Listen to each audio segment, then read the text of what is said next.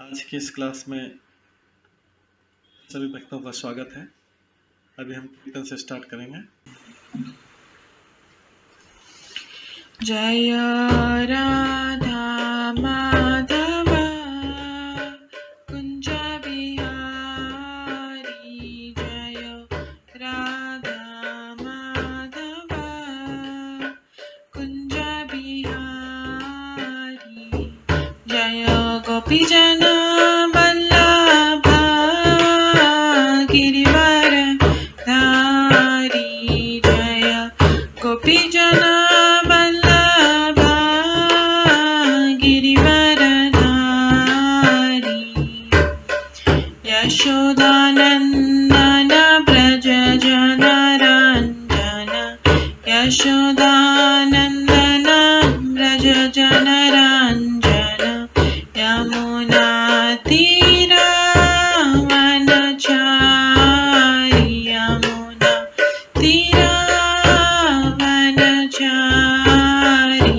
जय राधा माधव कुंज बिहारी, जय राधा माधव कुंज बिहारी, हरे कृष्णा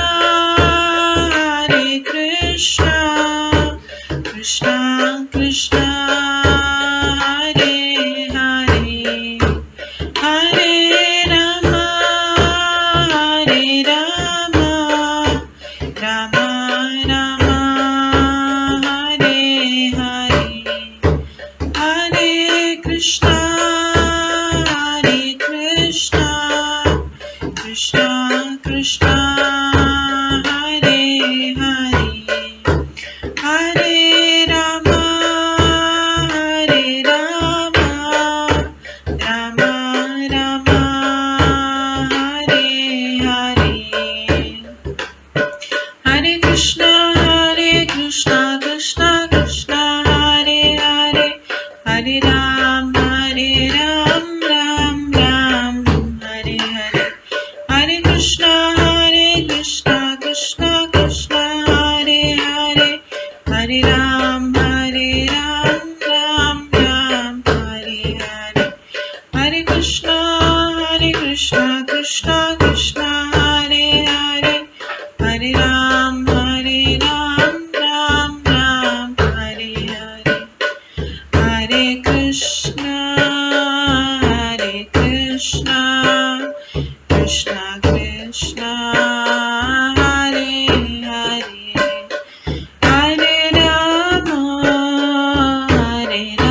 राम राम हरे हरे, हरे कृष्णा कृष्णा कृष्णा हरे हरे, हरे राम राम राम हरे हरे, जय राधा माधव राधे, जय राधा गोविंद राधे, जय गौरनताय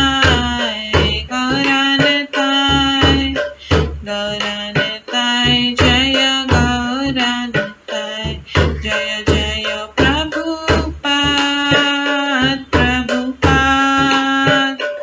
प्रभुपाद जय जय प्रभुपाद, जय जय गुरुदेव जय जय गुरुदेव, नित्य गौर हरि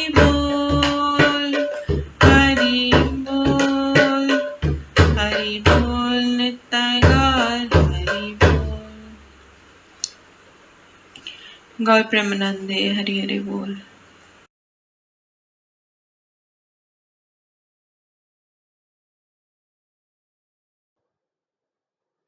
हरे कृष्णा।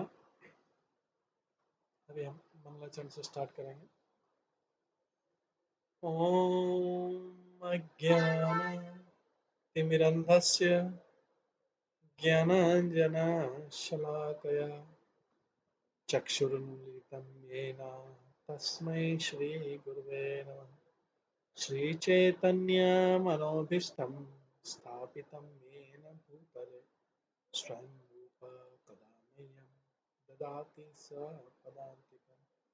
वन्देऽहं श्रीगुरो श्रीयुतपदकमलं श्रीगुरुं वैष्णवांश्च श्रीरूपं साग्रजातं सहगण रघुनाथान्वितं तं सजीवं साद्वैतं सावधूतं परिजनसहितं कृष्णचैतन्यदेवं श्रीराधाकृष्णपादान् सहगण ललिता श्रीविशाखान्वितांश्च नमो विष्णुपदाय कृष्णपृष्ठाय भूतले श्रीमते भक्तिवेदान्त स्वामिन्निति नामिने नमस्ते सरस्वती देवे गौरवाणी प्रचारिणे निर्विशेष शून्यवादी पाश्चात्यदेशतारिणे वाञ्छाकल्पतरुभ्यश्च कृपा सिन्धुभैव च पतितानां पावनेभ्यो वैष्णवेभ्यो नमो नमः। जय श्री कृष्ण चैतन्य प्रभु नित्यानंद श्री अद्वैत गदाधर शिवासादेश गौर भक्तवृंद। हरे कृष्णा कृष्णा कृष्णा हरे हरे, हरे राम राम राम हरे हरे। ओम नमो भगवते वासुदेवाय। ओम नमो भगवते वासुदेवाय। ओम नमो भगवते वासुदेवाय। नारायणं नमस्कृत्य नरं चैव नरोत्तमं देवीं सरस्वतीं व्यासं ततो जयमुदीरये। नष्टप्रायेषु भद्रेषु नित्यं भागवत सेवया भागवते उत्तमश्लोके भक्तिर्भवति नैष्ठिके। कृष्णाय वासुदेवाय देवकी नन्दनाय च नन्दगोपकुमाराय गोविन्दाय नमो नमः। सर्ववेदान्तसारं हि श्रीभागवतम् इष्यते तदसामृता तृप्तस्य नान्यत्र स्याद्रतिः क्वचित्। आराध्यो भगवान् ब्रजेश तनयस्तदधाम वृन्दावनं रम्या काचिदुपासना ब्रजवधूवरगेण या कल्पिता। श्रीमद्भागवतं प्रमाणम् अम्लं प्रेम पुमार्थमहान् श्रीचैतन्यं महाप्रभुर्मतम् इदं तत्रादरो न परम्। मूकं करोति वाचालं पङ्गुलङ्घयते गिरिं यत्कृपातमहं वन्दे परमानन्दमाधवम्। हरे कृष्णा। आज की इस क्लास में सभी भक्तों का स्वागत है। कल हम भीष्म पितामह के प्रस्थान के बाद भगवान जब पुनः द्वारका के लिए प्रस्थान कर रहे थे, भीष्म पितामह के शरीर छोड़ने के बाद भगवान जब द्वारका के लिए पुनः प्रस्थान कर रहे थे तो उस समय सब लोगों, जो सारे हस्तिनापुर वासी थे, जिसमें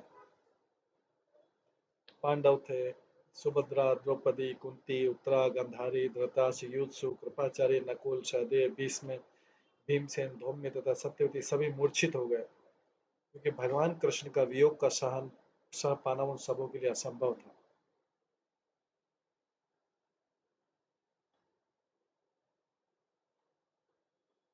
अभी कृष्ण द्वारका जा रहे हैं तो सभी हस्तिनापुर वासियों के लिए, उनके लिए उनका विरह सहन करना बहुत मुश्किल हो रहा है। इसमें 11वें श्लोक से बता रहे हैं कि सत्संगात मुक्त दुसंग हातुम न उत्सहते बुध कीर्त्यमानं यश यस्य सकृत आकर्ण्यरोचनम् तस्मिन्यस्तधिया पार्थ सहरे सहेरन्विरहं कथं दर्शन स्पर्श संलाप शयन आसन भोजने। वो बुद्धिमान जिसने शुद्ध भक्तों की संगति से परमेश्वर को समझ लिया है और भौतिक को संगति से अपने को छुड़ा लिया है, वो भगवान के यश को सुनने से चूकेगा नहीं, उसने चाहे उनके विषय में एक बार ही क्यों न सुना। भगवान की संगति का ये असर होता है, उनके श्रवण का ये असर होता है कि बोला गया है कि वह बुद्धिमान जिसने शुद्ध भक्तों की संगति से जिसने शुद्ध भक्तों की संगति से परमेश्वर को समझ लिया है और भौतिक कुसंगति से अपने को छुड़ा लिया है, वह भगवान के यश को सुनने से चूकेगा नहीं। उसने चाहे उनके विषय में एक बार ही क्यों न सुना, तो भला पांडव उनके वियोग को कैसे सह पाते। जो पांडव, वो तो उनसे घनिष्ठता पूर्वक संबंधित थे, वे उन्हें साक्षात अपने समक्ष देखते थे, उनका स्पर्श करते थे, उनसे बातें करते थे और उन्हीं के पास सोते उठते बैठते तथा भोजन करते।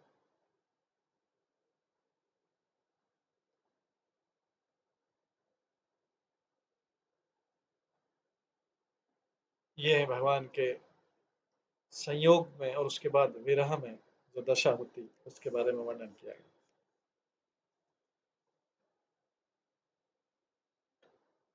तो जीव की स्वाभाविक स्थिति होती अपने से वरिष्ठ की सेवा करना। उसे इंद्रिय तृप्ति की विभिन्न अवस्थाओं में माया की आज्ञाओं का पालन करने के लिए बाध्य होना पड़ता है और इंद्रियों को सेवा करने से वो कभी थकता नहीं।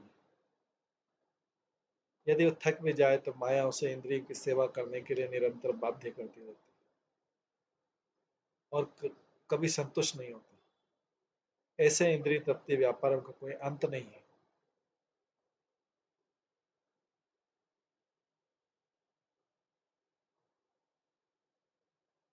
ऐसे इंद्रिय तृप्ति व्यापारों का कोई अंत नहीं है और बद्ध जीव छूटने की आशा के बिना ऐसी बद्ध जीव जो छूटने की आशा के बिना ऐसी सेवा में उलझा रहता है।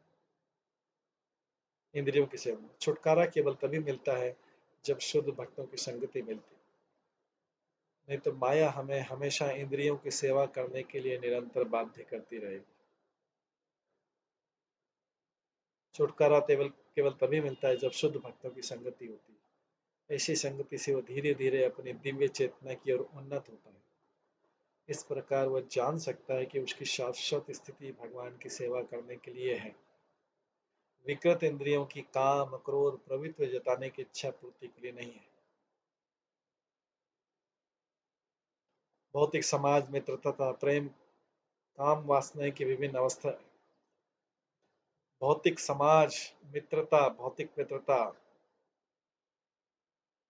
तथा प्रेम, ये जो है सब काम वासनाएं की विभिन्न अवस्था। घर देश परिवार समाज संपत्ति तथा अन्य वस्तुएं भौतिक जगत में बंधन के कारण स्वरूप है, जहाँ तीन प्रकार के ताप बने हुए। शुद्ध भक्तों की संगति से तथा विनित भाव से शुद्ध भक्तों की संगति से तथा विनित भाव से उनका श्रवण करने से भौतिक भोग के प्रति आसक्ति कम होती है।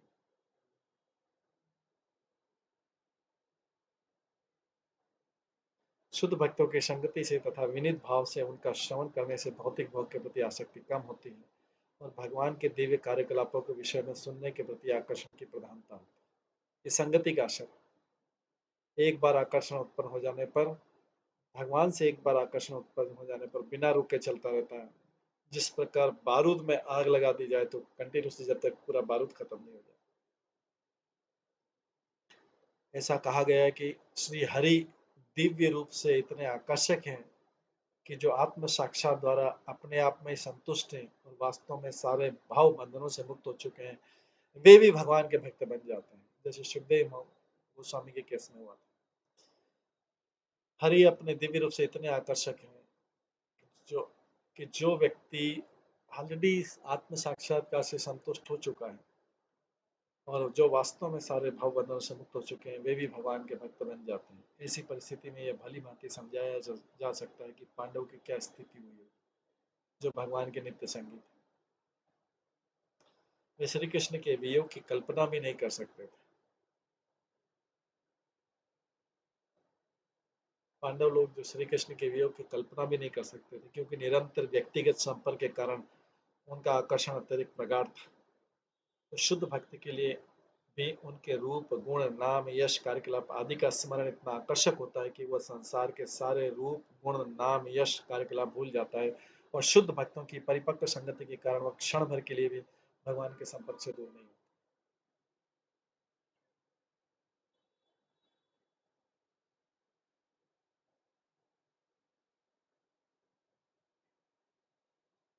13वें श्लोक में बताया गया, सर्वे ते अनिमेषाक्षे तम अनुद्रुत चेतसः विक्षन्त स्नेह संबद्धा विचेलु तत्र तत्र।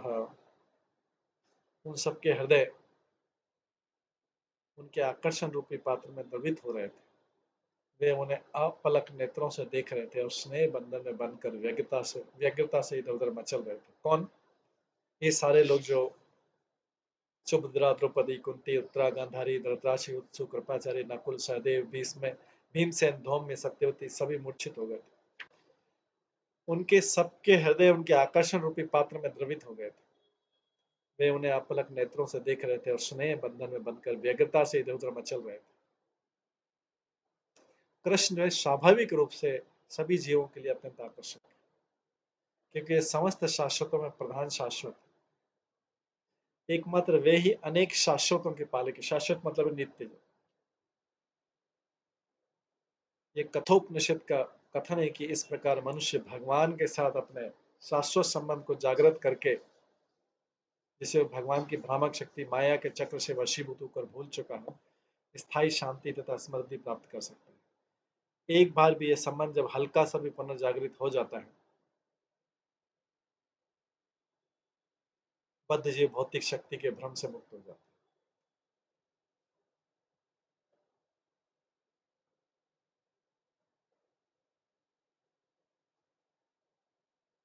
थोड़ा सा भी संबंध की याद आ जाए भगवान से, तो फिर भगवान जीव जो है अपना भौतिक क्रियाकलाप भूल जाता है।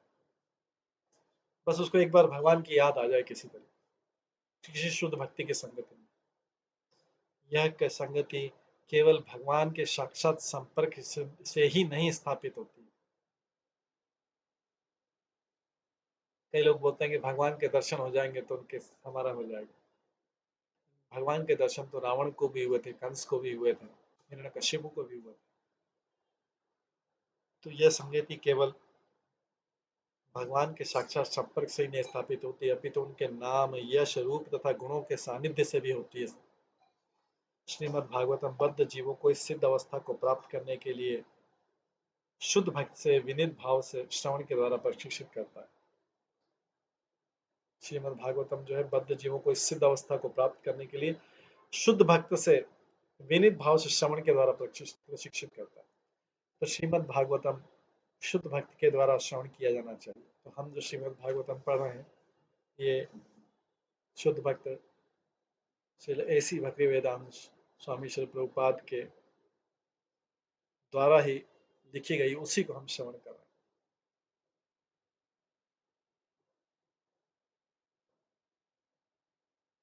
14वें श्लोक में बता रहे हैं, न्यरुन्धन उद्गलत बाष्पम औत्कंठ्यात् देवकी सुते निर्याति अगारात् न भद्रम इति स्यात् बान्धवस्त्रियः।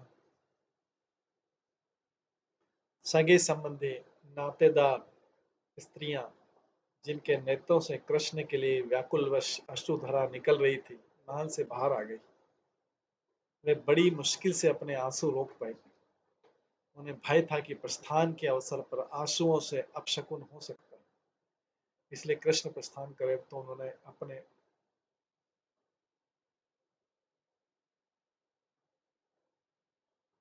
आंसुओं को रोक लिया, क्योंकि उन्होंने सोचा कि अगर कृष्ण प्रस्थान कर रहे हैं तो प्रस्थान करते समय आंसुओं का बहना अपशकुन की निशानी है।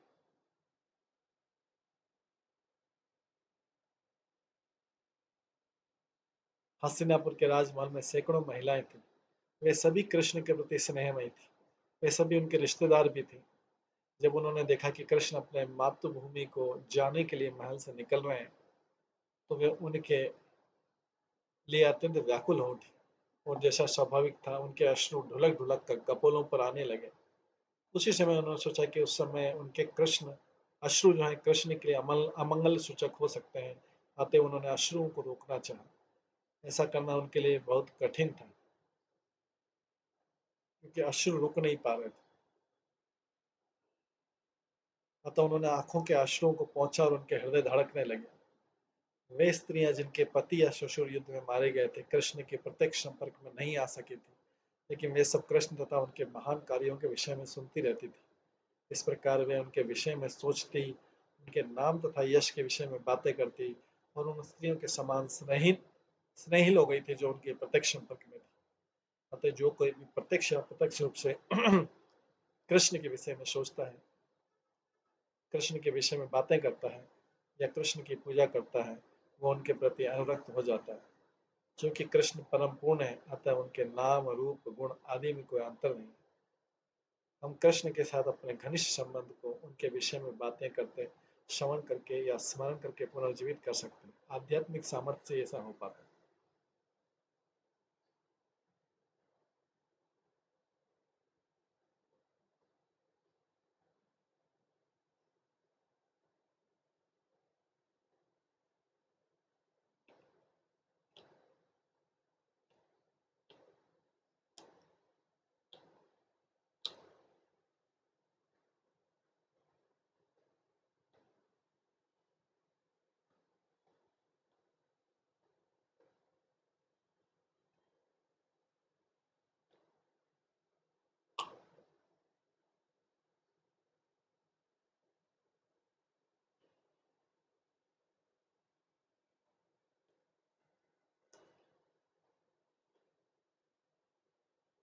आगे के श्लोक में बताया गया है,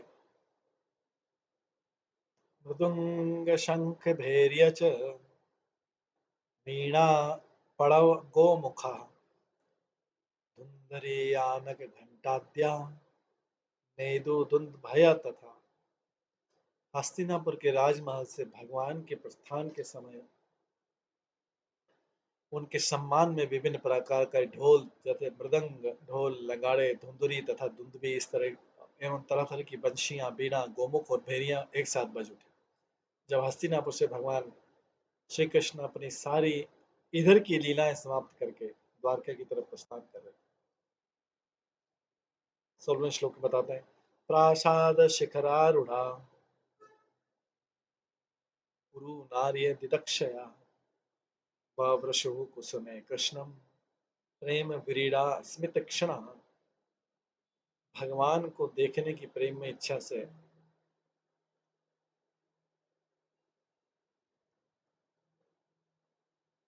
कुरुओं की राजवंशी स्त्रियां राजमहल की छत पर चढ़ गई और स्नेह तथा लज्जा से युक्त हंसती हुई भगवान पर पुष्पों की वर्षा करने लगी। लज्जा जो है स्त्रियों का विशिष्ट अतिरिक्त प्राकृतिक सौंदर्य, और इसके कारण उन्हें पुरुषों से आदर मिलता है। महाभारत काल में अर्थात 5000 से अधिक समय पूर्व ये प्रथा प्रचलित थी। जो लोग विश्व के इतिहास से परिचित नहीं है, ऐसे कम बुद्धि वाले लोग ही कहते हैं कि पुरुषों से स्त्रियों को पृथक रखने की प्रथा भारत में मुसलमानों के आगमन में चालू हुई। महाभारत की घटना निश्चित रूप से सिद्ध करती कि राजमहल की स्त्रियां पर्दा करती थी, और वे सब नीचे न आकर जहाँ कृष्ण थे राजमहल की छतों पर चढ़ गए, वहीं से कृष्ण के प्रति सम्मान जताने के लिए उन पर पुष्पों की वर्षा करने लगे। यहाँ यह भी कहा गया है कि महल की छत पर स्त्रियां लज्जा के कारण मुस्कुरा भी रही थी।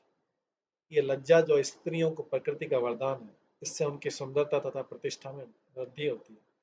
भले उच्च कुल की न भी हो या कम सुंदर हो, हमें इसका निजी अनुभव है। एक जो सफाई करने वाली स्त्री है वो भी स्त्री उचित लज्जा के कारण अनेक भद्र पुरुषों की श्रद्धा भाजन बन जाती है। सड़क पर घूमने वाली अर्धनग्न नारियां सम्मान नहीं प्राप्त कर पाती, लेकिन एक लज्जाशील सफाई कर्मचारी सबों से सम्मान पाती। मानव सभ्यता मनुष्य को माया के चंगुल से छूटने में सहायक बनने के लिए है, जैसा कि भारत के ऋषि मुनियों की संकल्पना थी। स्त्री की भौतिक सुंदरता मोह है, क्योंकि शरीर वास्तव में पृथ्वी जल अग्नि वायु इत्यादि से बना है, लेकिन पदार्थ के साथ जीवंत स्फुलिंग का संयोग है, अतः अत्यंत सुंदर लगता है। कोई मिट्टी की गुड़िया के प्रति आकर्षित नहीं होता, यद्यपि वो दूसरों का ध्यान आकर्षित करने के उद्देश्य से अच्छी बनाई जाती है। मृत शरीर में कोई सौंदर्य नहीं होता, क्योंकि कोई भी तथाकथित सुंदर स्त्री के मृत शरीर को स्वीकार नहीं करेगा। अतः निष्कर्ष यह निकलता है कि आत्मा का स्फुलिंग ही सुंदर है, और आत्मा की सुंदरता से ही मनुष्य बाह्य शरीर के सौंदर्य के प्रति आकर्षित होता है। इसलिए वैदिक ज्ञान हमें झूठी सुंदरता के प्रति आकृष्ट होने से मना करता है। लेकिन चूंकि अब हम अविद्या के अंधकार में हैं, अतः वैदिक सभ्यता स्त्री तथा पुरुष को मिलने की सीमित छूट देती है। वेदों का कथन है कि स्त्री अग्नि के तुल्य है और मनुष्य या पुरुष नवनीत या मक्खन के समान है। नवनीत या मक्खन अग्नि के संसर्ग से अवश्य पिघलता है, अतः आवश्यकता पड़ने पर ही उन्हें पास पास लाना चाहिए, और लज्जा ही अनियंत्रित मिलने जुलने पर प्रतिबंध स्वरूप है। यह प्रकृति का वरदान है और उसका उपयोग होना चाहिए। सित आतपत्रं जग्राह मुक्तादाम विभूषितम् रत्नदंडम गुडाकेश प्रिय प्रियतमस्य। उस समय महान योद्धा तथा निद्रा को जीतने वाले अर्जुन ने उस समय महान योद्धा तथा निद्रा को जीतने वाले अर्जुन ने, जो परम प्रिय भगवान का घनिष्ठ मित्र था, एक छाता लिया जिसका हत्था रत्नों का था और जिसमें मोतियों की झालर लगी थी। विलासपूर्ण राजसी उत्सवों में सोना, रत्न, मोती तथा मूल्यवान पत्थरों का प्रयोग होता था। ये सब प्रकृति के उपहार हैं और भगवान के आदेशों से पर्वतों समुद्रों द्वारा उत्पन्न किए जाते हैं, और तब वे उत्पन्न होते हैं जब मनुष्य आवश्यकता के नाम पर व्यर्थ वस्तुओं के निर्मित करने में अपना अमूल्य समय नहीं गंवाता। औद्योगिक उपक्रमों के तथाकथित विकास से वे सोना, चांदी, पीतल तथा तांबा जैसी धातुओं के बजाय घटपार्चा के बर्तनों को काम में लाते हैं। वे शुद्ध घी के स्थान पर कृत्रिम घी का उपयोग करते हैं और शहरी जनसंख्या के चौथाई भाग के पास रहने के लिए कोई आश्रय स्थान नहीं।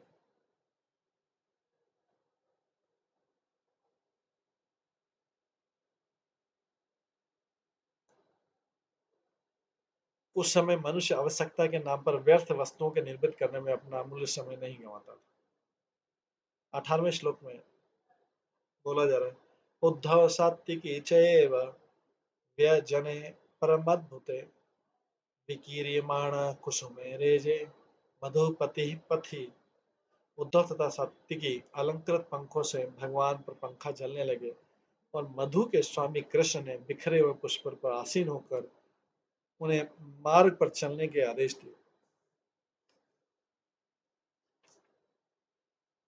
अनुश्रियंताशिष सत्या तत्र तत्र द्विज इरीता न अनुरूप अनुरूपा च निर्गुणस्य गुणात्मन।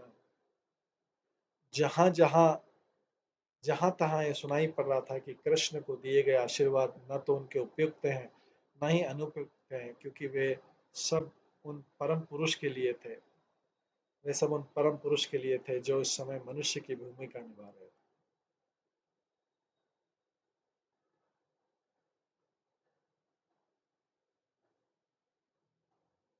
जगह जगह भगवान श्री कृष्ण को आशीर्वाद देने के उद्देश्य से वैदिक ध्वनियां हो रही थी। ये आशीर्वाद उस अर्थ में उपयुक्त है कि भगवान एक सामान्य मनुष्य की सी भूमिका निभा रहे थे। मानो वे महाराजा युधिष्ठिर के फुफेरे भाई, लेकिन वे अनुपयुक्त भी थे क्योंकि भगवान परम पुरुष है।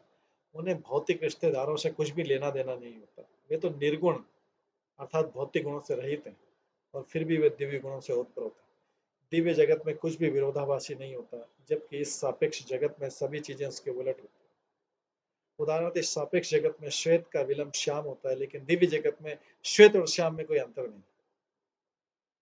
अतः परम पुरुष के प्रसंग में यत्र तत्र विद्वान ब्राह्मणों द्वारा उच्चरित आशीर्वादात्मक ध्वनियां विलोम लग रही थी, लेकिन जब वे परम पुरुष पर लागू होती तो सारा विरोधाभास दूर हो जाता और वे दिव्य बन जाती। एक उदाहरण इस बात को स्पष्ट कर देगा। भगवान श्री कृष्ण को कभी कभी चोर कहा जाता है। अपने शुद्ध भक्तों में वो माखन चोर के नाम से अत्यधिक प्रसिद्ध है। वे बचपन में वृंदावन में अपने पड़ोसियों के घर से माखन चुराते थे, तब से चोर रूप में प्रसिद्ध। लेकिन चोर रूप में प्रसिद्ध होने पर भी उनकी चोर रूप में पूजा की जाती, जबकि सांसारिक जगत में चोर की कभी प्रशंसा नहीं होती, उसे उल्टा उसे दंडित किया जाता है। लेकिन जब भगवान चोर कहलाते हैं तो उनकी पूजा की जाती है। चूंकि पूर्ण पुरुषोत्तम भगवान है, अतः उन पर सब कुछ लागू होता है और समस्त विरोधाभास के बावजूद वे भगवान बने रहते।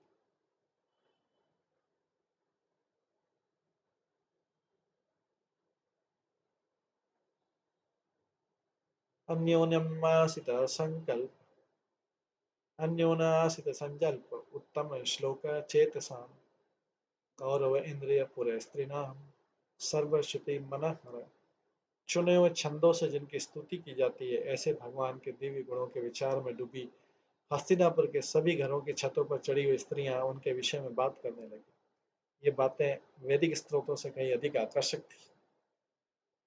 भगवद गीता में कहा गया कि समस्त वैदिक वाग्मय का लक्ष्य पूर्ण पुरुषोत्तम भगवान श्री कृष्ण।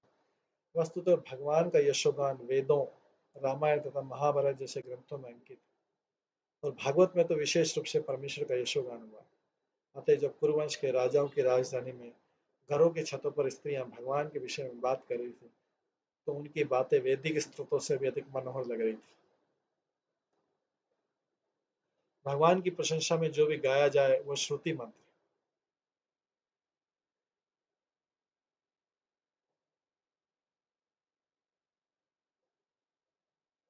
गौड़ी संप्रदाय के आचार्य ठाकुर नरोत्तम दास ने सरल बांग्ला भाषा में अनेक गीत लिखे, लेकिन उसी संप्रदाय के एक अत्यंत अन्य विद्वान आचार्य ठाकुर विश्वनाथ चक्रवर्ती ठाकुर ने नरोत्तम दास की इन गीतों को वैदिक मंत्रों के समान ही बताया। इसका कारण है इनकी विषय वस्तु। भाषा का उतना महत्व नहीं, चाहे संस्कृत में लिखा जाए या बंगाली में लिखा जाए। विषय वस्तु की महत्ता, तो इसके अंदर क्या है उसकी वस्तु। भाषा का उतना महत्व नहीं। उन सारी स्त्रियों में जो कि भगवान के विचार तथा कार्यों में लीन थी, भगवान की कृपा से वैदिक वाक्यमय किसी चेतना का विकास हुआ। तो जो स्त्रियां हैं वो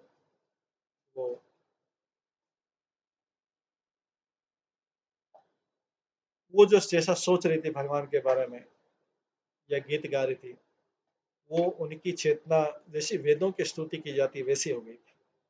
अतः भले वे स्त्रियां संस्कृत की अच्छी विद्वान नहीं रहो, तो भी उनकी बातें वैदिक स्त्रोतों की अपेक्षा अधिक मनोहर लग रही थी।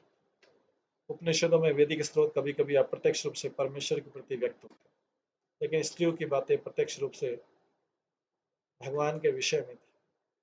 इसके बाद आगे वो स्त्रियां बोलती हैं, सवे किलायम पुरुषः पुरातनो य एक आसित अविशेषात्मनि अग्रे गुणेभ्य जगदात्मनीश्वरे निमिलत आत्मना निशुप्त शक्ति से। वे कहने लगी, जैसा हमें निश्चित रूप से स्मरण है यही कि वे जो आदि परमेश्वर, प्रकृति के गुणों की व्यक्त सृष्टि के पूर्व वे ही अकेले विद्यमान थे। चूंकि वे परमेश्वर हैं, अतः सारे जीव उन्हीं में लीन होते हैं, मानव रात्रि में सोए हुए और उनकी शक्ति रुक गई है।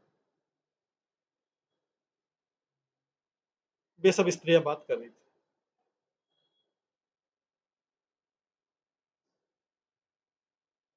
ये भी उनकी महिमा गाई थी, किस तरीके से प्रकृति सृष्टि उन्हीं से बनती है और बाद में सृष्टि उन्हीं में विलीन हो जाती है।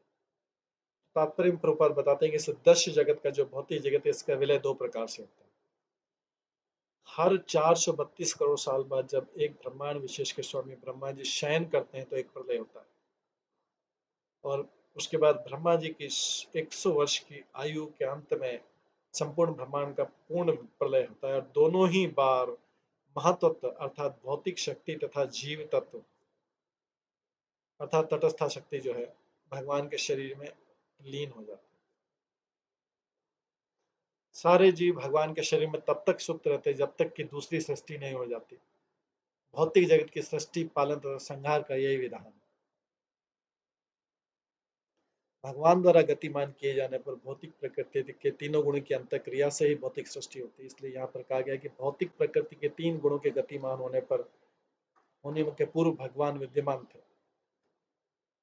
तब न तो ब्रह्मा जी थे, न शिव जी थे, न ही अन्य कोई देवता था। उस समय महाविष्णु जो कारणाणम मतलब कारण सागर समुद्र में लिटे थे, उनके श्वास से सारे ब्रह्मांड बीज रूप में उत्पन्न होते हैं। धीरे धीरे प्रत्येक ब्रह्मांड के भीतर असंख्य ग्रहों का विराट रूप विकसित होता है। ब्रह्मांडों के बीज उसी तरह विशाल आकार ग्रहण करते हैं जिस प्रकार एक वट वृक्ष के बीजों से असंख्य वट वृक्ष विकसित होते हैं। ये महाविष्णु भगवान श्री कृष्ण के पूर्ण अंश है, जिनका उल्लेख ब्रह्म संहिता में इस प्रकार किया गया है। मैं उन आदि भगवान गोविंद को सादर नमस्कार करता हूँ, जिनके पूर्ण अंश महाविष्णु हैं। ब्रह्मांड के अगुआ सारे ब्रह्मा हैं। उनके दिव्य शरीर के रोम कूपों से उत्पन्न ब्रह्मांडों के पश्चात उतने ही सीमित तक जीवित रहते हैं जितने में भगवान शाश्वत होते हैं। इस प्रकार गोविंद अर्थात भगवान कृष्ण महाविष्णु के भी कारण स्वरूप है। स्त्रियों ने वैदिक सत्य किसी प्रामाणिक स्रोत से सुन रखा होगा, तभी वे इसके विषय में बात कर रहे थे। दिव्य विषयों के सही से ज्ञान पाने का एकमात्र साधन होता है कोई प्रामाणिक स्रोत, इसका कोई विकल्प नहीं। महाविष्णु के शरीर में जीवों का प्रवेश महाविष्णु के शरीर में जीवों का प्रवेश ब्रह्मा के 100 वर्ष बाद स्वतः हो जाता है। महाविष्णु के शरीर में जीवों का प्रवेश ब्रह्मा के 100 वर्ष बाद स्वतः हो जाता है, लेकिन इसका अर्थ नहीं है कि व्यक्तिगत जीव अपनी सत्ता खो देता है। सत्ता तो बनी रहती है, और जो ही भगवान की परम इच्छा से दूसरी सृष्टि होती है, तो सारे जो सुप्त जीव है भगवान के शरीर में, सारे सुप्त निष्क्रिय जीवों को छोड़ दिया जाता है, जिससे वे अपने पूर्व जन्म के विभिन्न कार्य क्षेत्र के अनुसार अपने कार्य को आगे बढ़ा सके। यह सुप्तोस्थित न्याय अर्थात निद्रा से जग कर पुनः अपने कर्म में लग जाना कहलाता है। रात्रि में जब मनुष्य सोता है, तब वो भूल जाता है कि वो कौन है, उसका क्या करता है, और वो जगते समय की सारी बातें भूल जाता है। किंतु ज्यों ही वह नींद से उठता है, तो उसे जो कुछ करना रहता है सब स्मरण हो जाता है, और फिर से अपने कार्यकलाप में लग जाता है। सारे जीव भी प्रलय के समय महाविष्णु के शरीर में लीन रहते हैं, किंतु जो ही दूसरी सृष्टि होती है, वे उठकर अपना अधूरा काम करने लगते हैं। सृजनात्मक शक्ति के सक्रिय अवस्था में आने के पूर्व भगवान का अस्तित्व था। भगवान भौतिक शक्ति से उत्पन्न नहीं हुए। भगवान भौतिक शक्ति से उत्पन्न नहीं हुए हैं। उनका शरीर पूर्ण रूप से आध्यात्मिक है, और उनके शरीर तथा उनमें कोई अंतर नहीं है। सृष्टि के पूर्व भगवान अपने परम धाम में रहते थे, जो परम पुनर्वित थे। इस तरीके से ये वो स्त्रियां वो कह रहे हैं, उनको उनको भगवान ने इतना ज्ञान दे दिया। छत पे खड़े होके भगवान कृष्ण अपने रथ में द्वारका जा रहे हैं, स्त्रियां ऊपर से फूल बरसा रही, आपस में बात कर रही भगवान के बारे में। उनको तो आज तक ऐसा ज्ञान नहीं दिया, लेकिन भगवान ने प्रसन्न होकर उनको ऐसा बुद्धि दे रहे हैं। वो आपस में ऐसी बात कर रहे हैं। आगे बोलते हैं, सएव भूय निज वीर्य चोदितां स्वजीव मायां प्रगतिं शिक्षिताम् अनामरूपात्मनिरूपनाम्नि विदित समानः अनुससार शास्त्र। तब भगवान ने अपने अंश स्वरूप जीवों को नाम तथा रूप प्रदान किया, करने की इच्छा से उन्हें भौतिक प्रकृति के मार्गदर्शन के अंतर्गत कर दिया। उनकी अपनी शक्ति से भौतिक प्रकृति को पुनः सृष्टि करने के लिए अधिकृत कर दिया। भगवान के सोते हैं शरीर में, फिर जब सृष्टि की रचना होती है, फिर बाहर निकलते हैं, भगवान उनको भौतिक प्रकृति के, के प्रति समर्पित कर देते हैं। तात्पर्य पर लिखते हैं कि सारे जीव भगवान के अंश।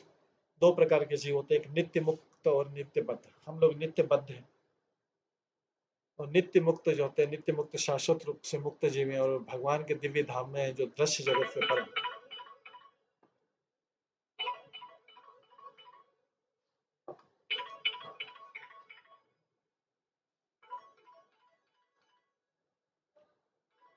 दिव्य प्रेममय सेवा के आदान प्रदान में नित्य निमग्न रहते हैं, लेकिन नित्य बद्ध अर्थात शाश्वत रूप से बद्ध जीवों का जिम्मे बहिरंगा शक्ति माया पर रहता है, और वो परम पिता के प्रति उनकी विद्रोधात्मक मनोवृत्ति को सुधारे। नित्य बद्ध जो है, वो सदैव भूले रहते हैं कि भगवान के साथ उनका संबंध उनके अंश के रूप में है। वे माया द्वारा पदार्थ के उत्पादों के रूप में मोहग्रस्त रहते हैं और इस तरह वे सुखी बनने के लिए भौतिक जगत में नाना प्रकार की योजनाएं बनाते हैं। वे उन योजनाओं को खुशी खुशी आगे बढ़ाते हैं, ये बद्ध जीव जो हैं। लेकिन भगवान की इच्छा से योजना बनाने वाले तथा उनकी योजनाएं कुछ काल बाद ध्वस्त क्रैश हो जाती हैं, जैसा कि पहले ही कहा जा चुका है। भागवत गीता में भी इसकी पुष्टि हुई। एक कुंती पुत्र, कल्प के अंत में सारे जीव मेरी प्रकृति में लीन हो जाते हैं और जब पुनः सृष्टि करने का समय आता है तो मैं अपनी बहिरंगा शक्ति से सृष्टि आरंभ करता हूँ। भूय शब्द पुनः पुनः का सूचक है, अर्थात यह बताता है कि सृष्टि पालन तथा संहार की क्रिया भगवान की बहिरंगा शक्ति से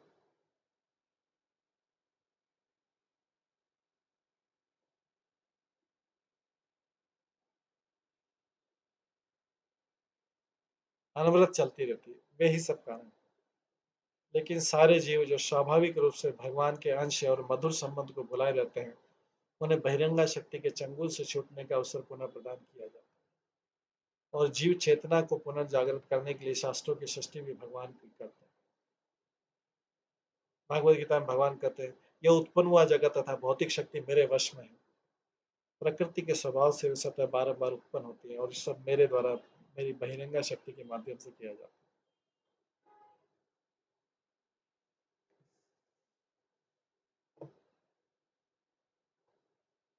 वस्तुतः आध्यात्मिक स्फुलिंग रूपी जीवों को कोई नाम या रूप नहीं होता, लेकिन भौतिक रूपों तथा नामों की भौतिक शक्ति पर प्रभुत्व जमाने की इच्छा पूर्ति के लिए उन्हें ऐसे झूठे भोग का अवसर प्रदान किया जाता है इस संसार में, और उसी के साथ उन्हें शास्त्रों के माध्यम से वास्तविक स्थिति का भी अवसर दिया जाता है।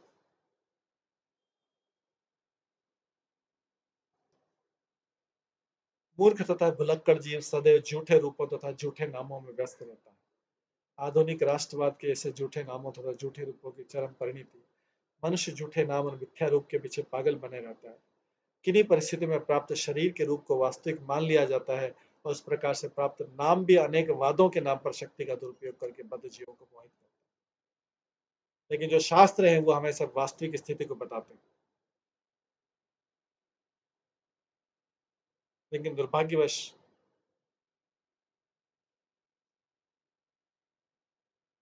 लोगों में उसके लिए रुचि नहीं है। अतः माया के चंगुल में फंसकर बारंबार जन्म मृत्यु के चक्र में आ जाते हैं।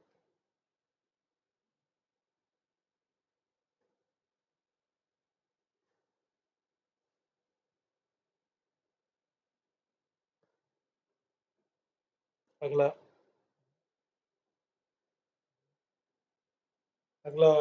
श्लोक है, 23वां श्लोक है। 23वें श्लोक में हम देखते हैं,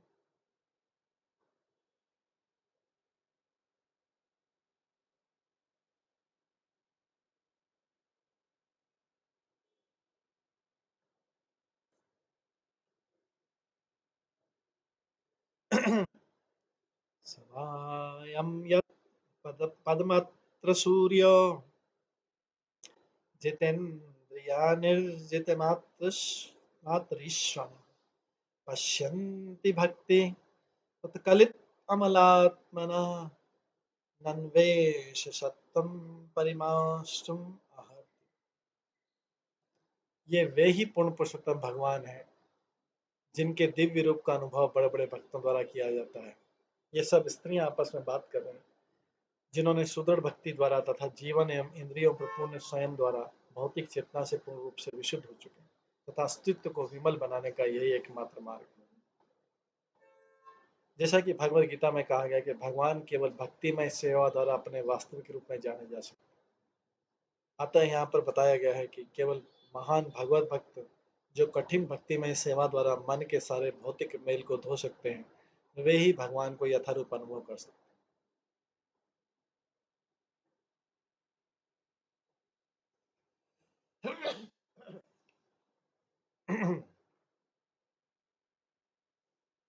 24वें श्लोक में लिखा है,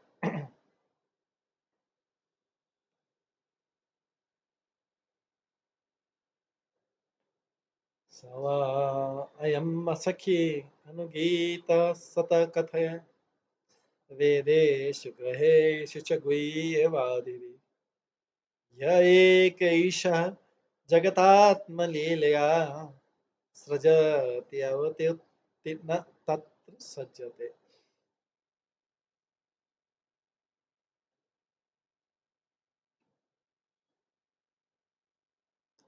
आगे कहा गया है, हे सखियों, यहाँ पर वही भगवान है जिनकी आकर्षक तथा गोपनीय लीलाओं का वर्णन बड़े बड़े भक्तों द्वारा वैदिक साहित्य के गुह्यतम अंश में हुआ है। सखियां आपस में बात कर रही है और बोल रही कि ये भगवान जो जा रहे हैं द्वारका में अभी, इन्हीं जिन ये वही भगवान है जिनकी आकर्षक तथा गोपनीय लीलाओं का वर्णन बड़े बड़े भक्तों द्वारा वैदिक साहित्य के गुह्यतम अंश में हुआ है। वे ही भौतिक जगत की सृष्टि करने वाले, पालन करने वाले तथा संहार करने वाले हैं। फिर भी वे उससे अप्रभावित रहते हैं। तो भगवत गीता में कहा गया कि सारा वैदिक साहित्य भगवान श्री कृष्ण की महानता का यशोगान करता है। यहाँ पर भागवतम में भी उसकी पुष्टि की गई। वेदों की अनेक शाखाएं तथा उपशाखाएं और उसका विस्तार महान भक्तों यथा व्यास देव जी, नारद मुनि, शिवदेव गोस्वामी, कुमारगण, कपिल, प्रहलाद, जनक, बलि तथा यमराज जैसे भगवान के 27 अवतारों द्वारा हुआ है। लेकिन उनकी लीलाओं का कोई अंश कोई भक्त सुखदेव गोस्वामी द्वारा भागवतम में विशेष रूप से किया गया। सुखदेव गोस्वामी ने विशेष रूप से भगवान की गोपनीय लीलाओं का वर्णन किया।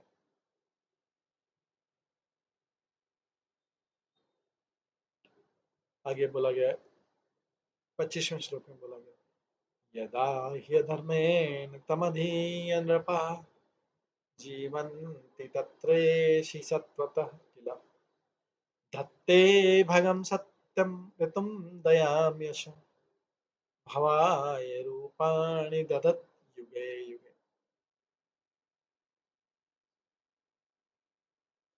जब भी राजा तथा प्रशासक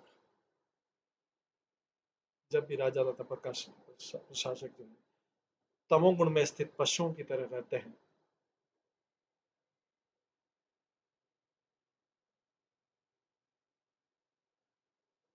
तो भगवान अपने दिव्य रूप में अपनी परम शक्ति सत्य रथ को प्रकट करते हैं, श्रद्धालु को विशेष दया करते हैं, अद्भुत कार्य करते हैं तथा विभिन्न कालों तथा युगों में आवश्यकता अनुसार विभिन्न दिव्य रूप प्रकट करते हैं। तो ये जो है सारी स्त्रियां आपस में बात करें भगवान के लिए। आगे अगले श्लोक में स्त्रियां बात कर रही आपस में, ये द्वारका की, ये हस्तिनापुर की स्त्रियां। अहो अलग अहो अलम श्लाघ्यतमं यदोकुलम् अहो अलम पुण्यतमं मधोवनम् यथा एष पुंसां ऋषभशैर्यपति यत एष पुंसां ऋषभश्रेयपति स्वजन्मना चक्रक्रमेण च अंजति। ओह यदुवंश कितने यशस्वी है और मथुरा की भूमि कितनी पुण्यमय है, जहाँ समस्त जीवों के परम नायक लक्ष्मीपति ने जन्म लिया और अपने बचपन से विचरण किया। तो ये हस्तिनापुर की सारी स्त्रियां हैं, ये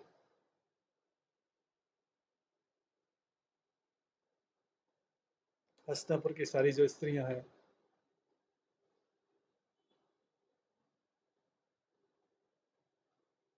ये मथुरा की भूमि की प्रशंसा कर रही कि जहाँ पे श्री कृष्ण ने जन्म लिया।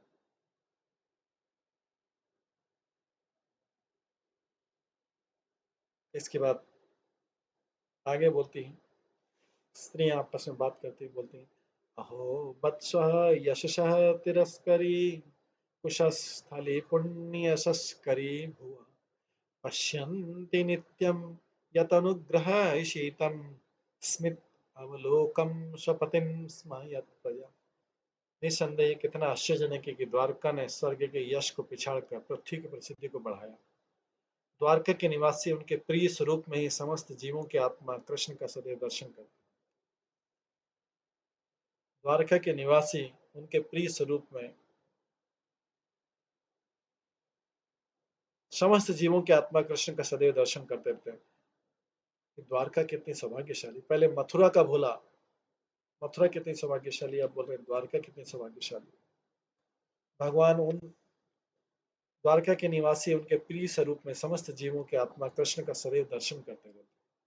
भगवान उन द्वारका वासियों पर दृष्टिपात करते हैं और अपनी मुस्कान भरी चितवन से उन द्वारका वासियों को कृतार्थ कर देते हैं।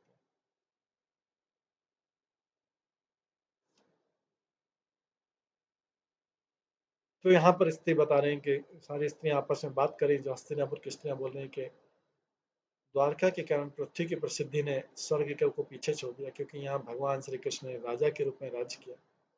इस पृथ्वी के 3 स्थान वृंदावन, मथुरा तथा द्वारका ब्रह्मांड के प्रसिद्ध लोकों से कहीं अधिक महत्वपूर्ण है। ये तीनों स्थान इसलिए निरंतर पवित्र हैं क्योंकि जब भी भगवान अवतरित होते हैं तो विशेषकर इन्हीं 3 स्थानों में अपनी दिव्य लीलाओं का प्रदर्शन करते हैं। ये निरंतर भगवान के पवित्र स्थल हैं और आज भी भगवान के दृष्टिगोचर न होने पर भी भक्तगण इन पवित्र स्थानों का लाभ उठाते हैं। भगवान सभी जीवों के आत्मा हैं और वे चाहते हैं कि सारे जीव अपने स्वरूप में रहकर उनके सानिध्य में दिव्य जीवन में भाग लेते रहें। उनका आकर्षक रूप तथा उनकी मधुर मुस्कान प्रत्येक के हृदय में घर करने वाली है, और एक बार ऐसा हो जाने पर जीव भगवान के धाम में प्रवेश पा जाता है, जहां से कोई भी लौटता नहीं। आगे बोलते नूनम दधस्नान हुतादिनाश्वरः समाचिता हि अस्ग्रहित पाणि पिबन्ति या सखी अधरम व्रतम मुहुः व्रज स्त्रिय सम्मुहुः यताश। हे सखियों, तनिक उनकी पत्नियों के विषय में सोचो जिनके साथ उनका पानी ग्रहण हुआ। भगवान के पत्नियों के बारे में सोचो। ये हस्तिनापुर की स्त्रियां छत पे जब भगवान द्वारका के लिए जा रहे हैं तो आपस में बात करें कि उन स्त्रियों के बारे में सोचो जिन्होंने भगवान के साथ विवाह किया। उन्होंने कैसा व्रत किया होगा, कितने स्नान किए होंगे, कितने यज्ञ किए होंगे, और ब्रह्मांड के स्वामी की कितनी बार पूजा की होगी, जिससे वे सब उनके अधर्मरत का निरंतर आस्वादन करती हैं। कृष्ण के अधर्मरत का आस्वादन करती है। ब्रज भूमि की बालाएं भी ऐसी कृपा की कल्पना से प्राय मूर्छित हो जाती है।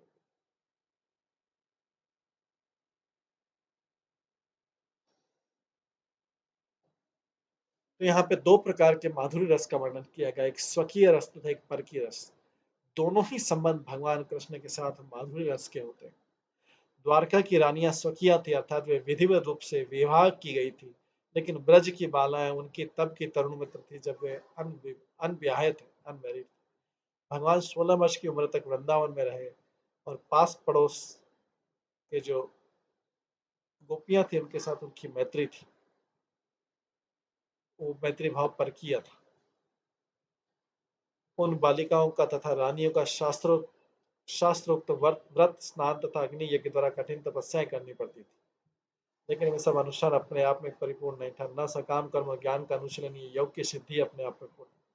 ये सब स्वरूप की सर्वोच्च अवस्था को प्राप्त करने के लिए निमित्त है, भगवान की वैधानिक दिव्य सेवा करने के लिए।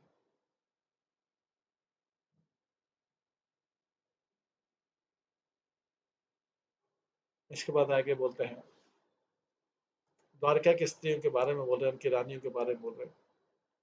या वीर शुक्लेन या वीर शुल्केन हता स्वयंवरे प्रमथ्य चैद्य प्रमुखानि सुषिम्ना प्रद्युम्न साम्बा अम्बरसुतादयो परा याचाताभ्योम वधे सहस्त्रश।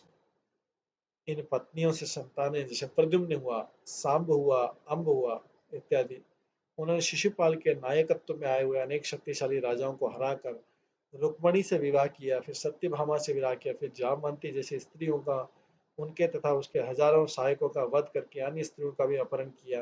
ये सारी स्त्रियां के धन्य हैं।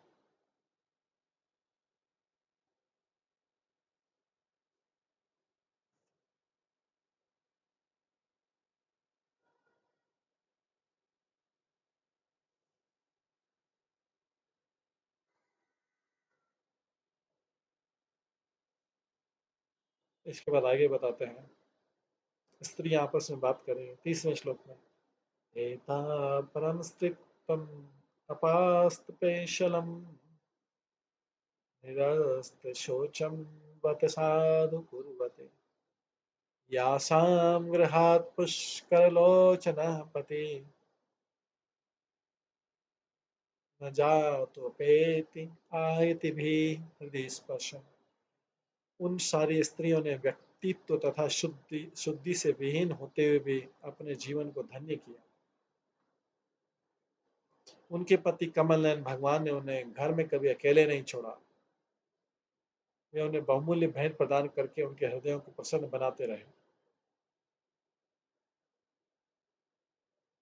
भगवत भक्त परिशुद्ध हो चुके जीव होते हैं। जो ही भक्त भगवान के चरण कमलों की शरण में सच्चे हृदय से आ जाते हैं, भगवान उन्हें स्वीकार कर लेते हैं और भक्त सारे भौतिक कल्मशों से रहित हो जाते हैं। ऐसे भक्त प्रकृति के तीनों गुणों से ऊपर होते हैं। भक्त के लिए कोई शारीरिक अयोग्यता नहीं होती।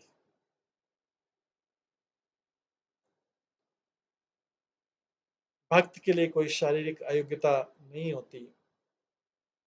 जिस प्रकार गंगा जल में गंदे नाले का जल मिल जाने पर उसमें कोई गुणात्मक अंतर नहीं रह जाता। स्त्रियां, वैश्य तथा शूद्र अधिक बुद्धिमान नहीं होते, अतः उनके लिए ईश्वर तत्व को समझ पाना या भगवान की भक्ति में सेवा में लग पाना कठिन है। वे अधिक भौतिकतावादी होते हैं और इनसे भी कम जो है किरात, पूर्ण, आंध्र, पुलिंद, पुलकेश, आबिर, कंक, यवन, खस इत्यादि होते हैं। किंतु यदि वे सब ठीक ढंग से भगवत भक्ति में लग जाए तो सबका उद्धार हो जाता है। भगवान की सेवा में लगने पर उपाधियों की अपात्रता हट जाती है। ये सारी स्त्रियां अभी ये डिस्कस करें। एवं विधा गदंती नाम सह गिरः पुरयोषितां निरीक्षणेन अभिनंदन स्मितेन ययो हरि। अब राजधानी हस्तिनापुर की स्त्रियां अभी भी उनका अभिनंदन कर रही थी, ऊपर छत से फूलों की वर्षा कर रही थी।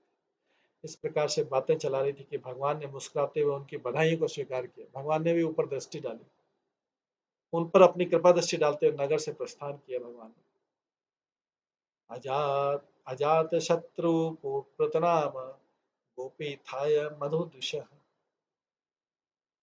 परेभ्य शंकित स्नेह प्रायुक्त चतुर अंगजन। यद्यपि महाराज युधिष्ठिर का कोई शत्रु न था, यद्यपि महाराज युधिष्ठिर का कोई शत्रु न था, तो भी उन्होंने असुरों के शत्रु भगवान श्री कृष्ण के साथ जाने के लिए चतुरंगी सेना लगा दी। शत्रु से बचाव और भगवान से स्नेह के कारण महाराज ने ऐसा किया। हालांकि महाराज युधिष्ठिर का कोई शत्रु नहीं था, फिर भी जब कृष्ण द्वारका जा रहे थे तो उन्होंने अपनी सेना पूरी उनके साथ भेज दी।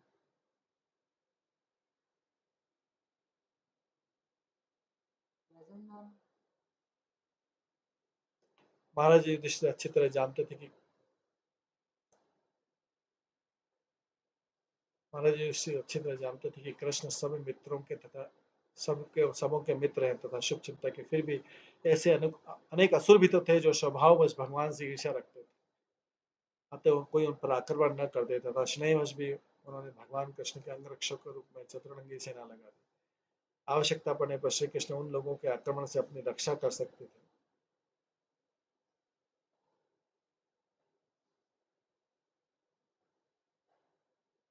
आवश्यकता पड़ने पर श्री कृष्ण उन लोगों के आक्रमण से अपनी रक्षा कर सकते थे जो उन्हें अपना शत्रु मानते थे। फिर भी उन्होंने महाराज युधिष्ठिर द्वारा किए गए ये प्रबंध स्वीकार कर लिया, क्योंकि वे अपने बड़े भाई तथा राजा की आज्ञा का उल्लंघन नहीं कर सकते।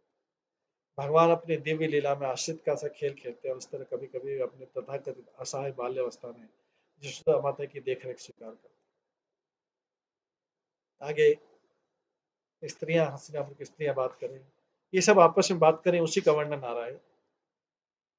अथ दुरागतान अथ दुरागतान शौरी कौरवान विरहातुरान सन्निवर्तय दृढ़म स्निग्धान प्रायात स्वनगरीम प्रिय। भगवान कृष्ण के प्रति प्रगाढ़ स्नेहवश भगवान कृष्ण के प्रति प्रगाढ़ स्नेहवश कुरुवंशी पांडवों ने विदा करने के लिए उनके साथ काफी दूर तक गए। वे भावी बिछोह के विचार से अभिभूत थे, किंतु भगवान ने उनसे घर लौट जाने का आग्रह किया और स्वयं अपने प्रिय संगियों के साथ में द्वारका की ओर रवाना हुए। इस तरीके से भगवान उन सबको, हस्तिनापुर वासियों को छोड़ के द्वारका की ओर रवाना हुआ। फिर भगवान कहाँ कहाँ से होते हुए गए,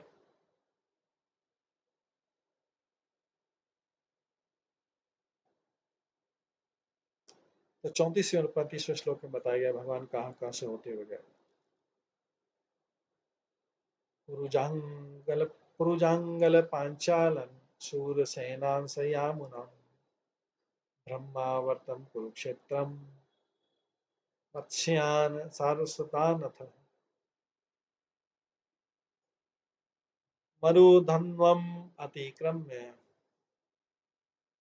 सौवीराविरयो परान् अनर्तान् भार्गवोपागात् शान्तमनाग्रभू। हे शौनक, तब भगवान कुरु जंगल, पांचाल, शूरसेन, यमुना के तटवर्ती प्रदेश, ब्रह्मावर्त, कुरुक्षेत्र, मत्स्य, सारस्वत, मरु प्रांत तथा जल के अभाव वाले भागों से होते हुए आगे बढ़े। द्वारका जाने के लिए वेस्टर्न इंडिया की तरफ से जा रहे हैं ज्यादातर। मरु प्रांत, तो जल के अभाव वाले भाग से होते हुए आगे बढ़े। इन प्रांतों को पार करने के बाद शोभिर तथा अबीर प्रांत पहुंचे और अंत में इन सबके पश्चिम की ओर स्थित द्वारका पहुंचे।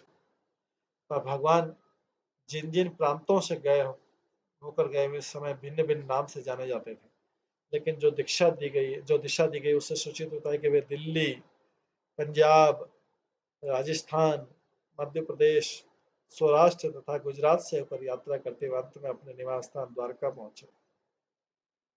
हमें उन दिनों से आज तक इन प्रांतों के समानार्थी प्रांतों के नाम ढूंढने से कोई लाभ मिलने वाला नहीं है, लेकिन ऐसा प्रतीत होता है कि 5000 वर्ष पूर्व भी राजस्थान का मरुस्थल तथा मध्य प्रदेश के जैसे जल के अभाव वाले प्रांत विद्यमान।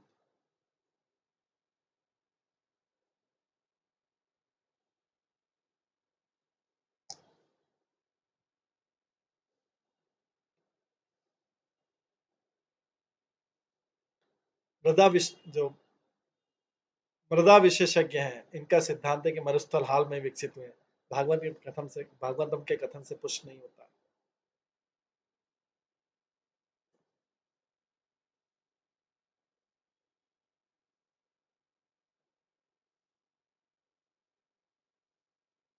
इसके बाद आगे 36वें श्लोक में बोलते हैं कि भगवान द्वारका पहुंचेंगे तो तत्र तत्र है तत्रत्य हरि प्रत्युद्यत अरहरण सायं भेजे दिशम पश्चात गविष्ठ गाम गतः तथा। इन प्रांतों से होकर यात्रा करते समय उनका स्वागत किया गया, पूजा की गई और उन्हें विविध भेंटें प्रदान की गई। संध्या समय सारे स्थानों में संध्याकालीन कृत्य करने के बाद भगवान अपनी यात्रा स्थगित करते हैं। सूर्यास्त के बाद नियमित रूप से ऐसा किया जाता है। यहाँ यह बतलाया जा रहा है कि जब भगवान यात्रा पर थे तो वे नियमित रूप से धार्मिक नियमों का पालन करते रहे।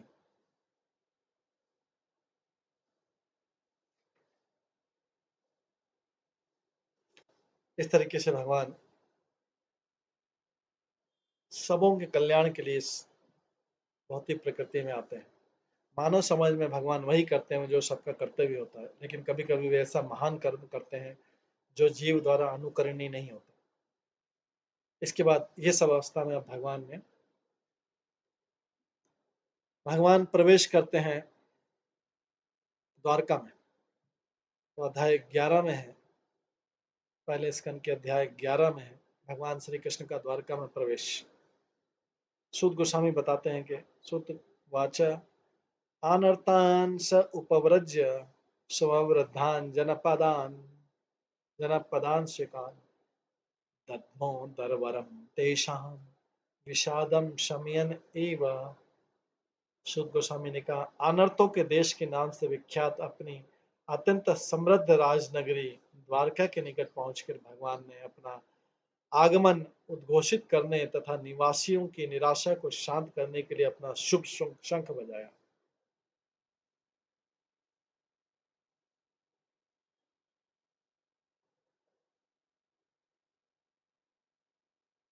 कुरुक्षेत्र युद्ध के कारण भगवान अपनी समृद्ध राजनगरी द्वारका से दीर्घ काल तक बाहर रहे,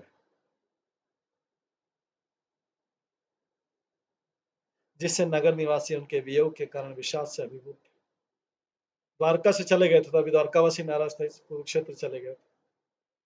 वो उनके वियोग के कारण विषाद से अभिभूत। अब जब भगवान पृथ्वी पर अवतरित होते हैं तब उनके नित्य पार्षद भी उनके साथ आते हैं। जिस तरह राजा के साथ उसका पूरा दल चलता है, भगवान के ऐसे पार्षद नित्य मुक्त आत्मा होते हैं और अत्यधिक स्नेह के कारण क्षण भर भी भगवान का विक्षोभ सहन नहीं कर पाते। इस प्रकार द्वारका नगर के निवासी खिन्न थे, नाराज थे भगवान से कि कितने देर छोड़ के द्वारका को छोड़ के कुरुक्षेत्र और हस्तिनापुर चले गए। इधर हस्तिनापुर के निवासी नाराज थे कि अब उनको छोड़ के द्वारका जा। अतः शुभ शंख के उद्घोषक ध्वनि अत्यंत उत्साहवर्धन थी और इस ध्वनि से उनकी खिन्नता का शमन हुआ, उनकी दुख कम हुआ, शोक कम हुआ द्वारकावासियों के। भगवान आ गए वे सब भगवान को अपने बीच देखने के लिए अत्यंत इच्छुक थे और वे सभी उनका ठीक से स्वागत करने के लिए चौकन्ने हो गए। वे भगवान के प्रति प्रगाढ़ प्रेम के लक्षण। सर्वोच्च काशे धवलोद्धरः अपि रुक्रमस्य अधर्षोणिमा दाध्यामायमानः करकञ्जसम्पुटे यथाब्जखण्डे कलहंस उत्स्वनः।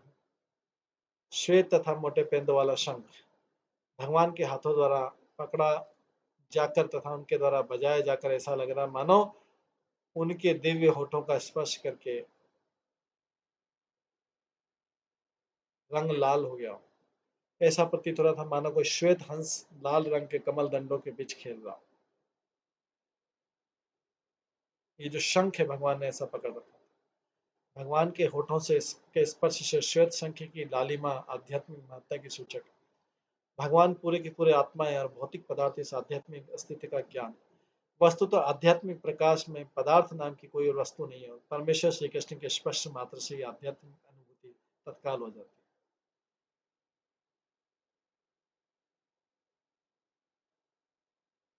इसके बाद आगे तमोपष्टत निनदन जगत भय भय आवहम प्रति उद्ययो प्रजा सर्वा भद्र दर्शन लालसा। भौतिक जगत में साक्षात भय को भी भयभीत बनाने वाला उस शब्द को सुनकर द्वारका के नागरिक उनकी ओर तेजी से दौड़ने लगे, जिससे वे भक्तों के रक्षक भगवान का चिर अभिलषित दर्शन कर सके। जैसा कि पहले कहा जा चुका है कि भगवान कृष्ण के समय द्वारका में जो नागरिक रह रहे थे वे सभी मुक्त जीव थे, जो भगवान के साथ उनके पार्षदों के रूप में अवतरित हुए थे। वे सब भी भगवान के दर्शन के प्रति अत्यधिक लालायित थे। यद्यपि आध्यात्मिक स्पर्श के कारण वे उनसे कभी विलग न थे। जिस प्रकार वृंदावन की गोपियां भगवान कृष्ण के गोचारण के समय के गांव से दूर जाने पर सदैव उनके विषय में सोचती रहती थी, उसी प्रकार द्वारका के नागरिक भी द्वारका से दूर कुरुक्षेत्र युद्ध में भाग लेने के लिए गए हुए कृष्ण के विचारों में तल्लीन रहते थे। इसके बाद अगले 4 और 5 श्लोक में बताए गए तत्रोपनीत बलैरवे दीपम इव आदितात आत्मारामम पूर्णकामम निज लाभेन नित्यदा प्रीति उत्फुल्ल मुखा प्रोचु हर्ष गदगदया गिरा पित्रम सर्वसुहृदम अवितारम इव अर्भका। सारे नागरिक अपनी अपनी भेंट लिए भगवान के सम्मुख आए और उन्होंने परम संतुष्ट तथा आत्मनिर्भर भगवान को अर्पित किया,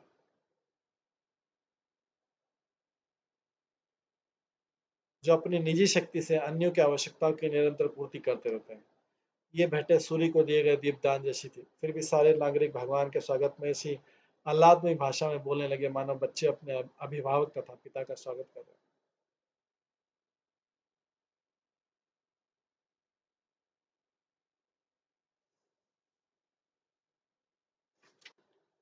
इसके बाद आगे बोला गया श्लोक में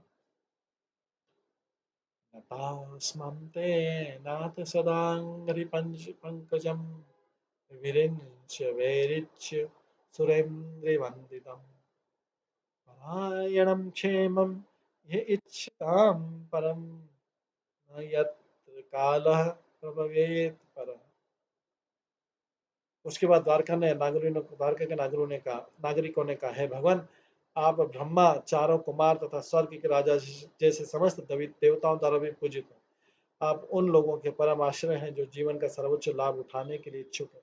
आप परम दिव्य भगवान हैं और प्रबल काल भी आप पर अपना प्रभाव नहीं डाल सकता।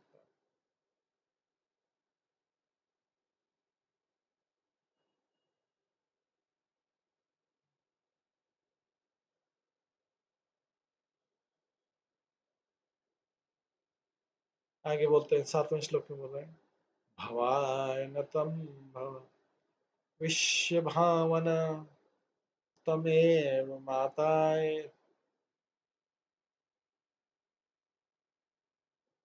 त्वमेव माता अथ सुरहत पति पिता त्वं सत्यगुरुणः परमं च देवतं यस्य अनुवृत्त्या कृतिना बभूव। हे ब्रह्मांड के सृष्टा, आप हमारे माता, शुभ चिंतक, प्रभु, पिता, अध्यात्म गुरु तथा आराध्य देव हैं। सब नागरिक भगवान कृष्ण से प्रार्थना करें।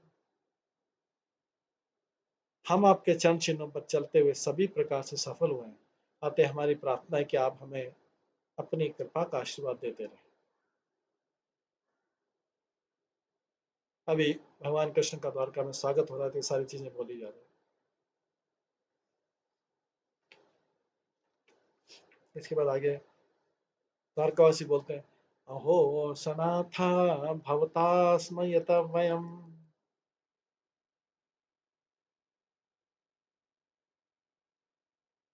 देवीष्टपानामपि दूरदर्शनम् प्रेमास्मितनिरीक्षणाननं पश्येम रूपं तव सौभगम्।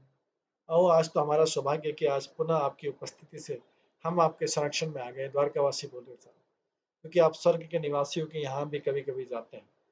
आपके स्मित मुख को देख पाना हमारे लिए अब संभव नहीं हो सका है, जो सुनिधि चितवन से पूर्ण है। अब हम आपके सर्व सौभाग्यशाली दिव्य स्वरूप का दर्शन कर सकते हैं। आगे 9वें श्लोक में बोलते हैं, यही रंबुजाक्ष अपससार भो भवान कुरुन् मधुन्वा अथ सुहृत् दीक्षया तत्राब्धकोटि प्रतिक्षणं भवेत् रविं विना क्षणयैव न तव अच्युत। हे कमल नयन भगवान, आप जब भी अपने मित्रों तथा संबंधियों से भेंट करके मथुरा, वृंदावन या हस्तिनापुर चले जाते हैं, तो आपकी अनुपस्थिति में प्रत्येक क्षण हमें करोड़ों वर्षों के समान प्रतीत होता है। हे अच्युत, उस समय हमारी आंखें इस तरह व्यर्थ हो जाती है मानो सूर्य सूर्य से बिछड़ गई। इस तरीके से द्वारकावासी बता रहे हैं कि आपके विरह में हमें कितना कष्ट सहन करना पड़ा था। उसके बाद आगे के श्लोकों में, 10वें श्लोकों में और उसके आगे के श्लोकों में बताया जा रहा है, कथम वयम नाथ चिरोषिते तयि प्रसन्ने दृष्ट्या अखिलतापशोषणम् जीवेम ते सुंदर हास सुशोभितम् अपश्यमानां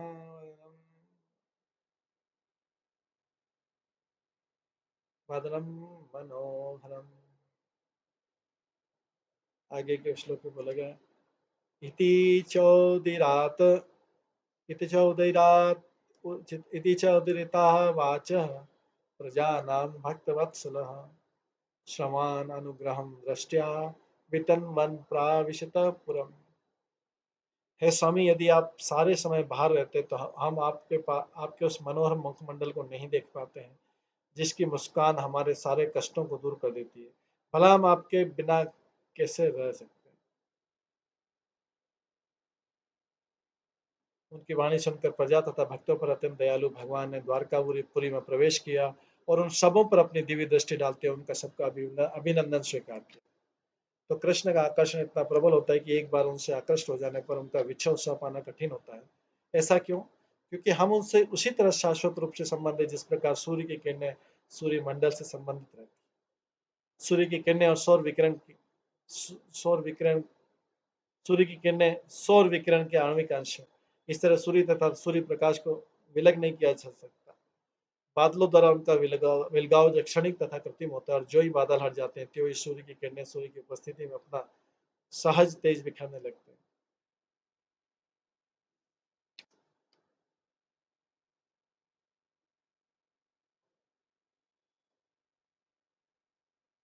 मधुभोज दर्शाय अरह कुकुरंतक विष्णुभिः आत्मतुल्य बले गुप्ताम नागे भोगे वतिम इव।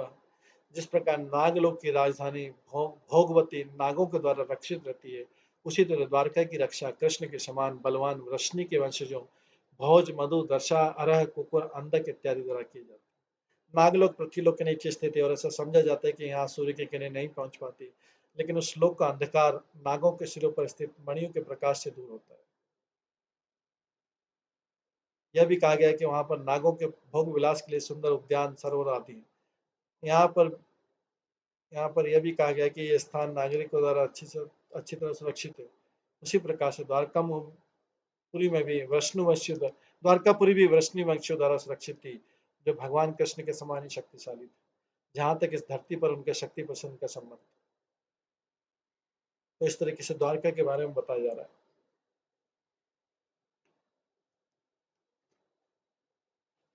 तो ये द्वारका की शोभा चली, क्योंकि भगवान ने अभी द्वारका में ऑलरेडी प्रवेश कर लिया है।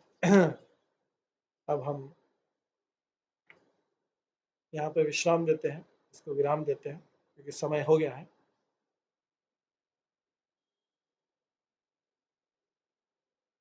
और बाकी का जो कृष्ण का द्वारका में प्रवेश, उसका वर्णन हम कल सुनेंगे। तो ये थोड़े चैप्टर अलग है, इसमें हम जैसा बताएगा, जैसा लिखा हुआ वैसे उसमें ज़्यादा एक्सप्लेनेशन की जरूरत नहीं समझ रहे हैं, क्योंकि वहाँ का वर्णन है एज इट इज। आज हम प्रश्न नहीं ले पाएंगे, आज के प्रश्न जो है हम कल लेंगे, ठीक है? कल इसी समय 8:15 आज के प्रश्न हम कल लेंगे। तो ये कल भी हम भगवान श्री कृष्ण का द्वारका में जो प्रवेश है उसका श्रवण करते रहेंगे, ठीक है? हरि भक्त का हरे कृष्णा। सभी भक्तों का बहुत बहुत धन्यवाद। हरे कृष्णा। सभी भक्तों को एक बार हरे कृष्ण महामंत्र का जप करते हैं। हरे कृष्णा कृष्णा कृष्णा हरे हरे, हरे राम राम राम हरे हरे।